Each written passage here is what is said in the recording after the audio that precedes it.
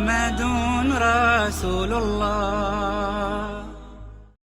إن الحمد لله تعالى نحمده ونستعين به ونستغفره ونعوذ بالله من شرور أنفسنا ومن سيئات أعمالنا. من يهده الله فلا مضل له ومن يضلل فلا هادي له. أشهد أن لا إله إلا الله وحده لا شريك له وأشهد أن محمدا عبده ورسوله ثم أما بعد. Allahun e madhur e falenderojmë, vetëm prej tij ndihmë dhe falje kërkojmë. Dëshmoj se nuk meriton të adhurohet me të drejtë askush pas Allahut, i cili është një dhe i vetëm. Dhe dëshmoj se Muhamedi alayhi salatu wasalam është rob i dërguar i tij i fundit. Të nderuar vëllezër besimtar, kemi përmendur në gjumat e kaluara disa udhëzime që dalin nga një thënie shumë kuptimplote, shumë domethënëse, shumë përmbajtësore e Muhamedit alayhi salatu wasalam. Dhe kështu janë të gjitha udhëzimet e pejgamberit alayhi salatu wasalam. Në to ka pasuri, ka margaritar të çmueshëm për njeriu, për jetën e tij, për tëra që ka të bëjë me të në këtë botë dhe në ahiret. Andaj të nderuar vëllezër besimtar, interesimi jon, përkushtimi jon për t'i mësu, për t'i kuptu thënjet e Muhamedit alayhi salatu wasalam duhet të jetë me të vërtetë maksimal. Për shkak se i dërguari alayhi salatu wasalam nuk flet nga hamendja, nuk flet nga përvoja, nuk flet nga ajo që ai din ose që ka lexuar, por flet nga ajo që Allahu e ka mësuar, flet nga shpallja. Allahu thot në Kur'an: "Wa ma yantiqu 'anil hawa in huwa illa wahyun yuha." Ai nuk flet nga hamendja e tij, por flet nga shpallja që i shpallet. Andaj, çdo udhëzim i pejgamberit alayhi salatu wasallam, çdo thënie e tij, realisht është edhe fjalë Allahu xhallahu ala, nga sa i flet me mësimin dhe me lejen e Allahu xhallahu xhelaluhu. Në këto udhëzime na ka mësuar pejgamberi alayhi salatu wasallam si duhet jemi të devotshëm, cila është rruga për të ngritë dhe rruga e suksesit, rruga që të jesh një rob që Allah është i kënaqur me të. Dhe padyshim se kjo është arritja më e madhe për njeriu në jetën e kësaj bote. Si njeriu mund të arrijë lumturinë të i kënaqur në këtë botë, duke qenë i përkushtuar në rrugën e Zotit xhallahu ala, duke larguar nga haramet, nga punët e ndaluara dhe duke qenë i kënaqur me atë që Allahu ja ka caktuar. Në çdo aspekt, besimtari punon, angazhohet, përpjeket, por në fund ditës është i kënaqur me rezultatin që Allahu xhallahu ala ja ka caktuar.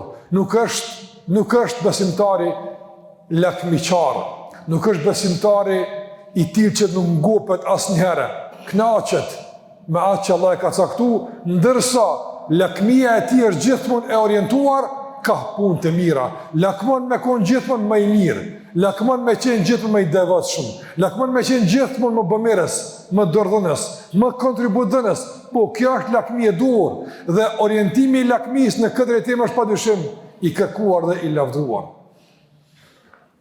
Vazhdojnë udhëzimet e pejgamberit alayhis salam të nderozë në këtë hadith që e transmeton Ebu Huraira dhe gjithashtu edhe këto udhëzime të nderuar dëshmojnë se Islami ka ardhur me përmirësuar njeriu në çdo aspekt, me garantuar një ambient të qetë, të sigurt të jetesës së tij, që brenda këtij ambienti të sigurt, të qetë, të ndërton raporte të mira me njerëzit dhe të arrijë kënaqësinë e Allahut xhalla xhelaluhu. Çfarë tha Muhamedi alayhi salatu wasallam në vazhdim? "Wa ahsin ila jarika takun mu'mina." Dhe sillu mirë dhe bë mirë në raport me koqësitë e tu, do të jesh besimtar.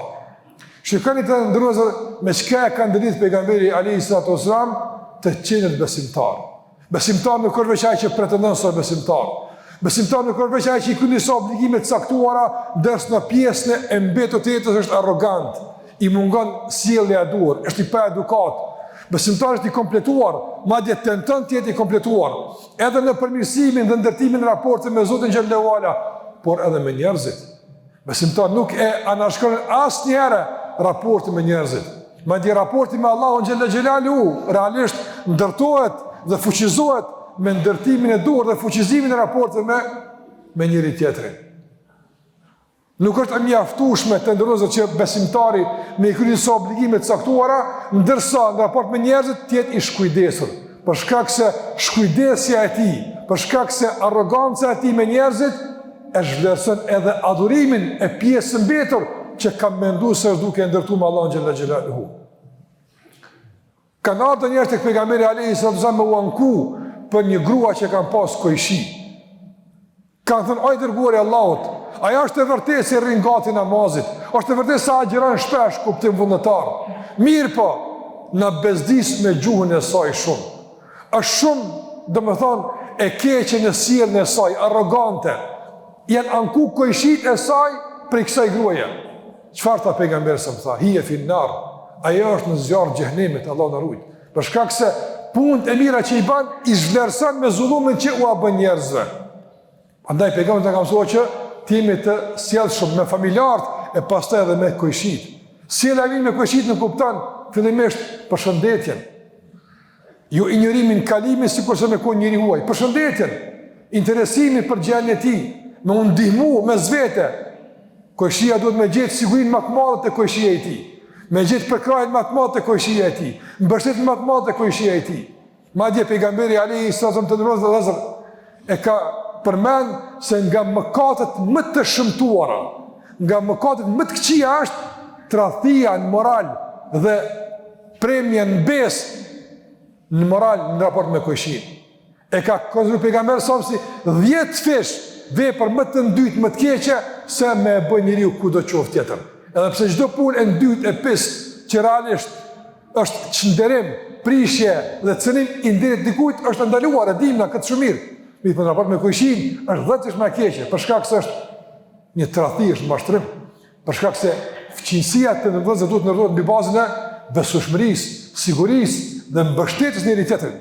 E nëse njëu nga ky aspekt goditet dhe tradhtohet, po dyshim se gjyna është më i madh se goditja që mund ta shkakton në çfarëdo aspekti dhe në çfarëdo distancë tjetër. Andaj pejgamberi sa vazhdimisht ka porositur shokët e tij që të kujdesen për njëri tjetrin kur janë në fqinësi, me u ndihmu, me u përkrah, me u sjell mirë e kështu me radhë, nga ato që na ka mësuar pejgamberi alayhi salatu wasalam. Dhe e kanë ndërit këtë pejgamber sa më të ndërrozë me çka? Tekun mu'minan, do të jesh besimtar i drejtë. Qështu muslimani, i kompletuar edhe i përkushtuar në ndërtimin e raportit me Allahun, por edhe me njerëzit. Sikur që tha në shumë raste pejgamberi alayhi salatu wasalam, men la yashkurin nas, men lam yashkurin nas, lam yashkurillah. Ai që realisht ndaj njerëzve nuk është mirënjohës, nuk mund të jetë as ndaj Allahut. Ai që nuk din dikujt mund faleminderit, mi shpreh mirënjohje njëri që ju ka gjinë, në çka do qoftë, i ka ndihmu me çka do qoftë, ai nuk mund të jetë as ndaj Allahut mirënjohës. Për shkak se mendësia e tij injoruese do të përfshin edhe raportin me Allahun xhalla xhelaluhu. Të ndonjëherë kjo është çështje e rëndësishme, andaj duhet që të kujdesemi për njëri tjetrin. Dhe kujdesi për njëri tjetrin te i kalon edhe këtë dimension të fqinësisë, e kalon në përgjithësi, në tërë komunitetin, në tërë shoqërinë. Andaj vazhdon pejgamberi duke thënë: "Wa ahibba lin-nasi ma tuhibbu li nafsika takun muslima." Dhe duajo njerëzve atë që e don për vete, do të jesh musliman.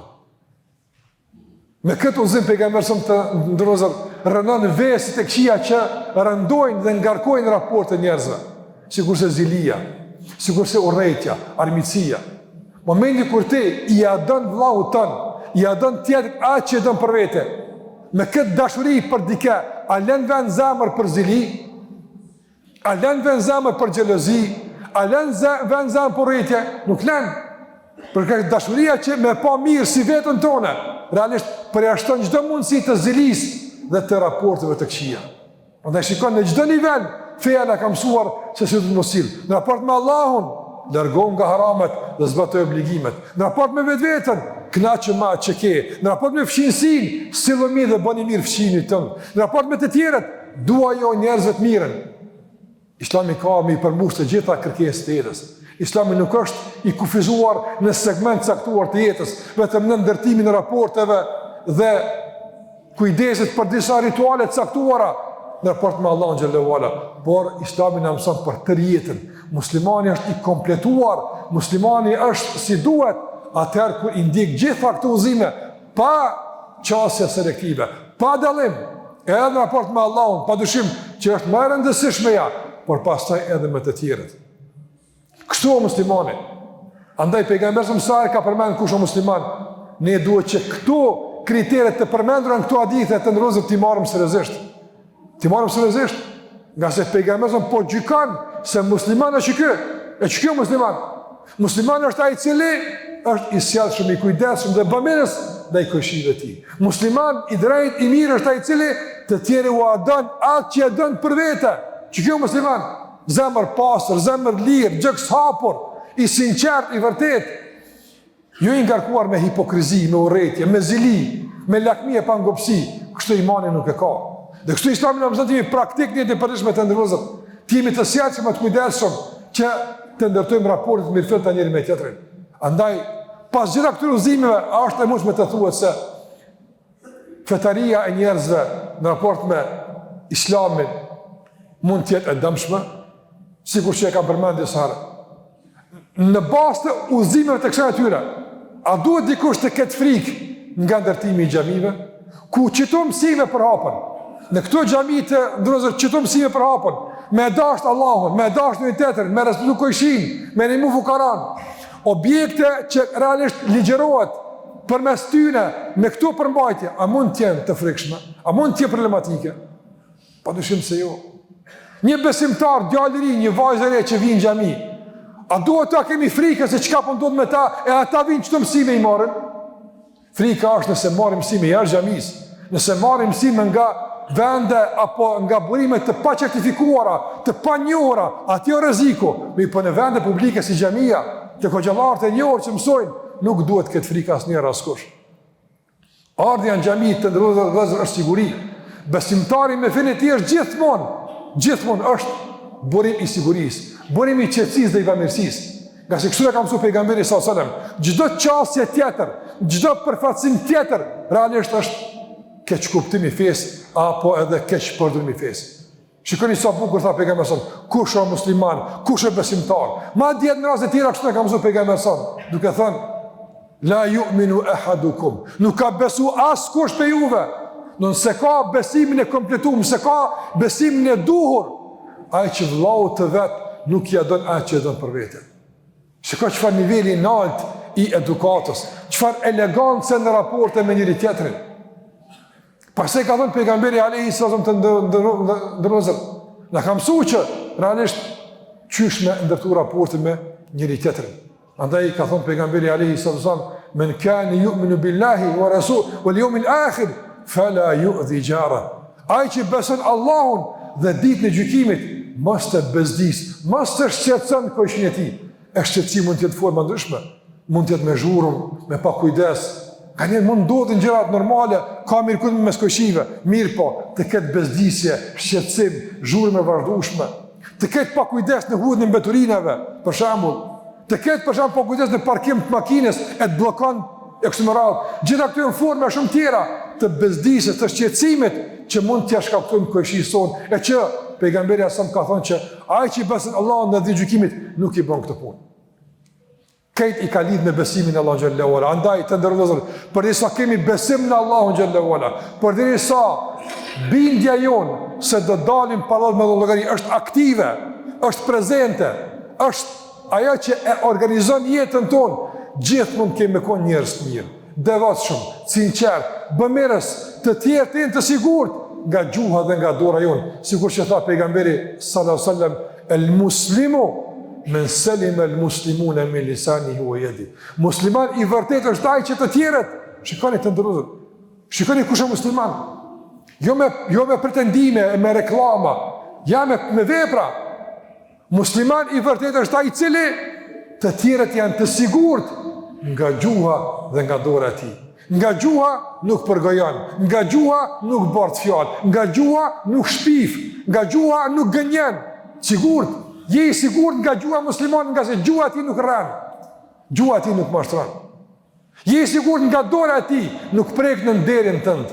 Kur dora e muslimanit nuk prek në derin e ujit, nuk prek në pasurinë e ujit, nuk prek në gjakun e ujit, nga se din se këtu janë të shenjta. Që kjo muslimani, e çysh fiton këtë muslimani të gjitha, i fiton me besimin e Allahut xhallahu ala, me ndërtimin e përulën, me namazin e rregullt, nga se gjitha këto e suportojnë, gjitha këto e ndihmojnë dhe e ndërtojnë njëra tjetrën. Andaj, ai që falet, ai që agjeron, ai që beson Allahun xhallahu ala, ai nuk është vetëm në këto i përkushtuar, por ai vazhdon tutje me gjithë ato që i përmenda.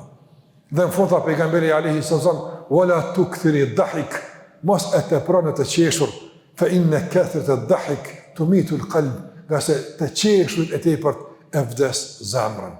Allah xhallahu ala i ngjall zemrat tona me besim, e Allahu na udhëzon në rrugën e drejtë. Na bëft Allahu të devotshëm në raport me Allahun, e na bëft të kujdesshëm, e të sjellshëm, e bamirës në raport me njëri tjetrin. Kërkoni falje nga Allahu, nga sa Allahu është falës, dhe është mëshirues. Aqulu qawli hadha wa astaghfirullahi li wa lakum fastaghfiruhu innahu huwal ghafurur rahim.